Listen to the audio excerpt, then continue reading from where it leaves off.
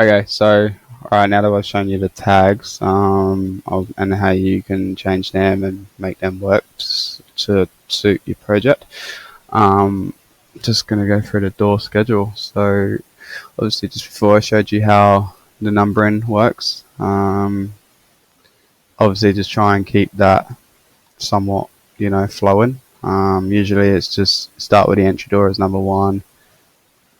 Sometimes the garage door can be number two. It really doesn't matter. But for this one, I've just done 1, 2, 3, 4, 5, 6, 7, 8. So it kind of just it flows. Um, and then that is sorted by 1, 2, 3, 4 by the numbers by this area. So sorting and grouping.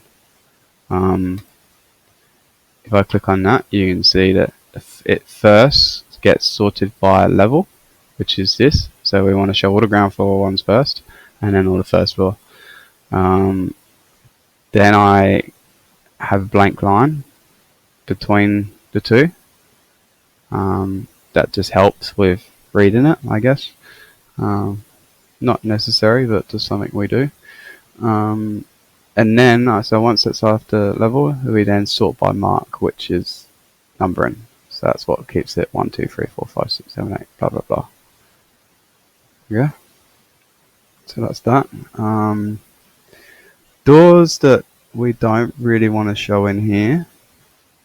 So let's just say, let's go upstairs. There might be a good example upstairs. I'm looking for a cavity door, and this job doesn't have it. God damn it. Okay, so sometimes in a bathroom we will have a cavity door, just to save on space and stuff. Like not like for people to be able to walk into it, but nowadays a new rule has just come in that whenever we do cavity doors in wet areas, we need to double stud the wall. So we actually need to have. I'm just going to draw it in so you understand what I mean.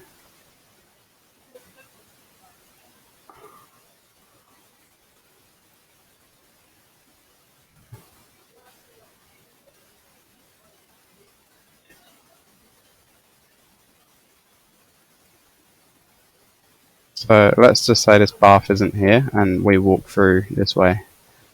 What we want to do is the door would have to be on this side of the wall, and an opening would be here. So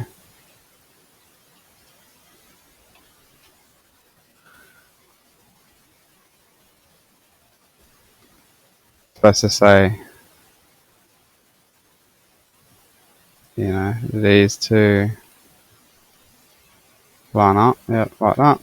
And I go to show that this is, door 28. And because this is a door, technically, because we've chosen it from the door, component, but realistically, it's not a door, it's just an opening. So what we want to do there is change that to ETS and don't show a tag. You don't have to do a tag to change it to ETS. If you want to just change the door, it's listed down there. See where I'm pointing at? Yep. Then this way, when I'm in a schedule, see how ETS is shown? If you go into the filter section, we can change this. So anything that contains a mark does not contain ETS. So anything that has an ETS, and by the way, this is lowercase and uppercase sensitive,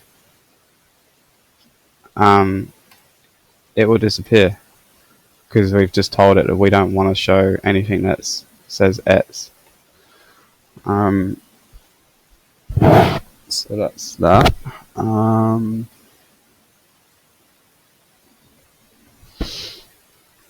So that's the filter section.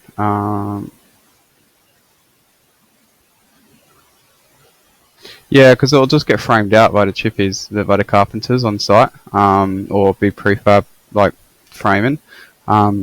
It's not actually a door. It's just, yeah, it's just literally an opening in the wall. That's all.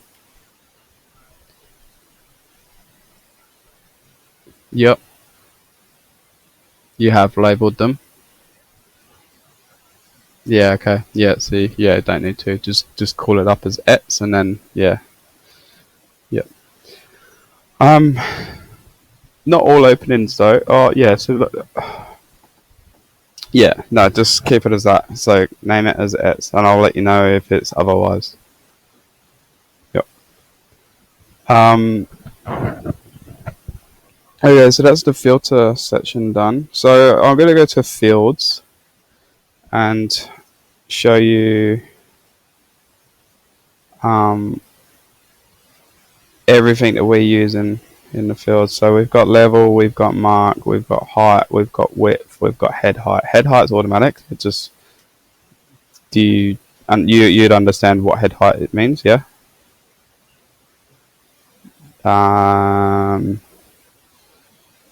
Yeah, it's sort of. It's not really necessary for doors to show what it is, because I mean a door is always going to be on the ground. Like you don't need to step over a wall to get through the door.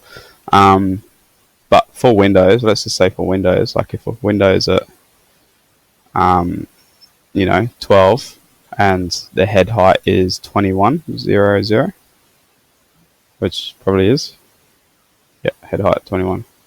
It just means that if that Windows only 12, you just minus 1200 from that, and then that means you got a 900 sill height.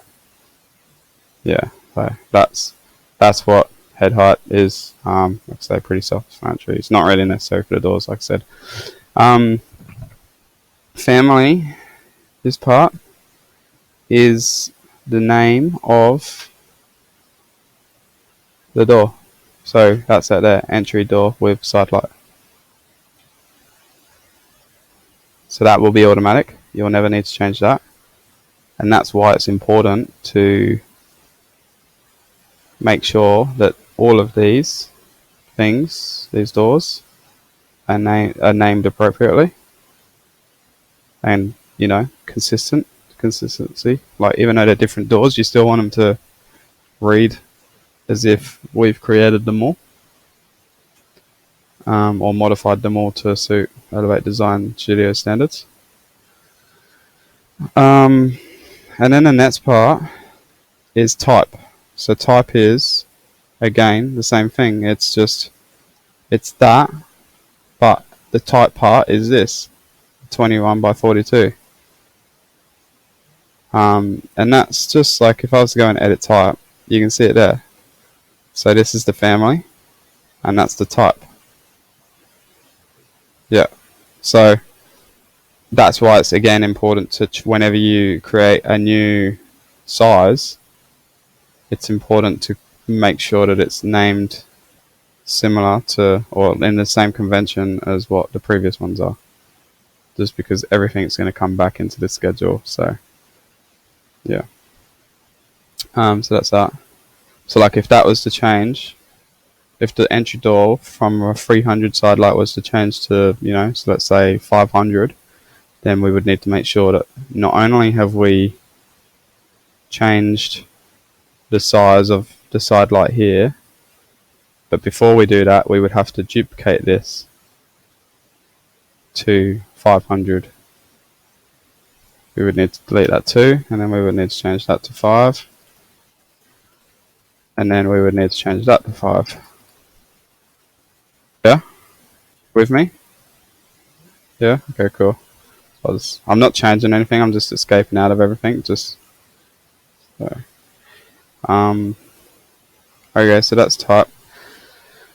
So, alright, these two are the ones that are quite different, and like I say, a bit more advanced than the usual sort of builder's schedule.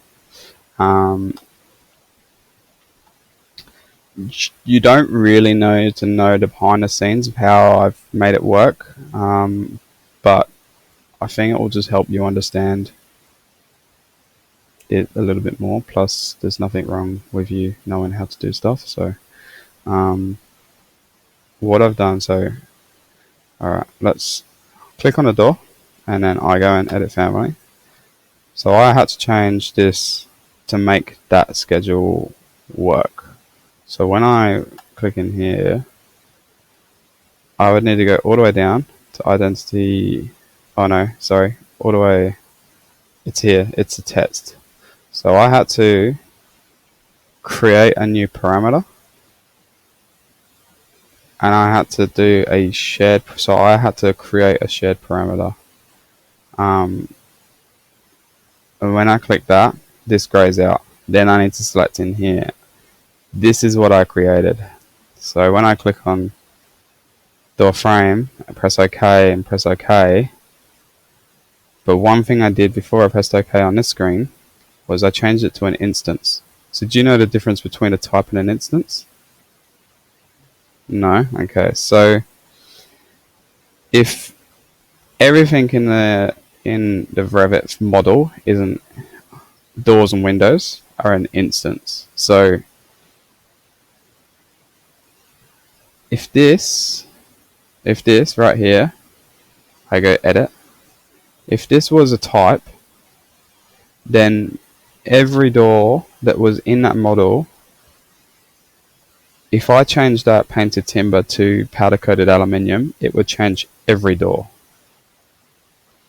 If I only wanted to change one door, or the selected doors that I wanted to change, because it's an instance, it means that it doesn't, whatever you change, it doesn't change everything. That one door, or whatever, how many doors that you wanted to select. So that's the freedom between type and instance. It's a really handy tool. It sounds really straightforward when you say it like that, but it's actually quite advanced. Like a lot of people, like I know people that used to create new doors and rename them, saying what type of frame it is or what type of, like they would or just have like a number 2 on the end of it. Just, it was really bad in a way of like, it's a one-man sort of job. Like they know how to work around their own project, but like for you need to understand what door to use and what doors, why that door's different. And does that make sense? Yeah, like it's basically a standard way of drawing, but some people can get a little bit lazy. So that's that. Do you want me to go more into that? Of how I did it? I feel like I've shown you. To create a shared parameter, to create that, all I had to do was I had to go into the Revit file and go into manage and go shared parameters. So when you set up a shared parameter, you do it first through the model, the Revit of the model. So if I click on there, it comes up under whatever I've got. So you have to do a parameter group. So I've got one set up for windows and I've got one set up for doors. So this is my doors. So there's the door frame finish and there's the door panel finish. If I wanted to create a new one, I would get to call it whatever I want to call it, and don't be willy or nilly about it. Like, don't just rush that, because once you name it, you have to have a unique name for every single thing you have. So just make sure you think about how you're going to name stuff if you ever have to do it yourself. And for the way I want to use this, it wasn't a length, it was text. So I would have to click text. And I keep it on common. We don't work in structural or electrical, so that's just, it is what it is. It won't let me hit OK unless I actually name something, but I don't want to do that just because it's a bit of a pain in the bum to delete and whatnot. So that's how I set up a shared parameter. So the key thing to take out of that is text. You always have to use text if you want to be really versatile in the way that where's the door schedule gone? Oh no. Oh no, I'm back. So the reason that is easy, like I can change that really easily, is because it's text, and also because it's an instance. But if it wasn't text and it was set to something else, possibly wouldn't work. But anyway, that's, like I said, that's pretty advanced. I had to do that thing for every single door that we have in our standards page, in our doors, and in all of these. See where I'm looking at? Yeah, I had to do that to every single. I had to install that shared parameter in every single one of them files, and the same for the windows as well. So yeah, but once it's done, and you now have that flexibility of being able to rename that, and it doesn't affect everything in the project, whereas before we were having that issue, and that's why we were having a lot of doors that looked exactly the same, but they were just named a little differently, but it was really confusing, like you just said. So that's the benefit of what I've done. Yeah, so that's pretty much it, really, for schedules. Comment section is really just there for comments, obviously. Like, the only comments we really need for door is the garage door. You know, like, not all of them have to be a remote access, like, button for it. You know, like, if a client doesn't want to pay for that, they can just have a key lockable one, so we might change that to key lockable or something like that. Yeah, generally for Lancon standard plans, we'll never fill out this, but maybe for custom homes and stuff like that, we would put maybe a little bit more detail for, like, hey, it's sort of just like a generic note to the builder. Yep. That's it, really. Is there any questions from that? Like, you don't really need to know anything in the formatting. Formatting is pretty explanatory. It just formatting is just like, is it center reading? Is it a line to the left or whatever? Appearance is just there are fonts. Remember how I said anything with a underscore in one of the previous videos? Yeah, it's like something that we've made, like, not made, but named appropriately so that we know that's the one to use. For schedules, door schedules, and window schedules, we use grid outlines as _.1. That's the lines for. So if I go to the actual sheet with the door schedule in it,